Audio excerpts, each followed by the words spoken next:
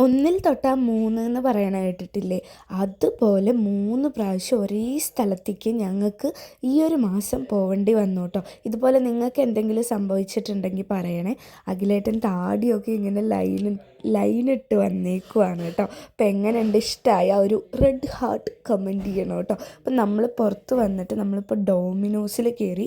Vegetable പിസ്സയാണ് കേട്ടോ രണ്ടും. എനിക്ക് അങ്ങനെ പിസ്സ ഇഷ്ടമായില്ല, പക്ഷെ കുഴപ്പമുണ്ടായിരുന്നില്ല. എന്തോ എനിക്ക് വിശക്കാത്ത കൊണ്ടാണോ എന്നറിയില്ല. പക്ഷേ ഈ ഒരു ചോക്ലേറ്റ് ലാവ, അതിൻ്റെ പേര് മറന്നു, നല്ല രസമുണ്ടായിരുന്നു. ഇതെൻ്റെ ഫേവറേറ്റ് ആണ് കേട്ടോ. ഞാൻ എവിടെ പോയാലും ഡെസേർട്ട്സ് നോക്കും. എൻ്റെ ഡെസേർട്ട്സ് എൻ്റെ ഫേവറേറ്റ് ആണ്.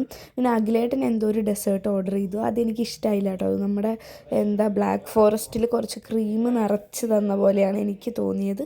അതെനിക്ക് അത്ര ഇഷ്ടമായില്ല. പക്ഷെ അത് ഇഷ്ടപ്പെടുന്നവരുണ്ടാവും കേട്ടോ. അപ്പോൾ ഇതൊരു കുട്ടി വീഡിയോ ആണ്. അപ്പോൾ അത്രയേ ഉള്ളൂ. Bye, take care.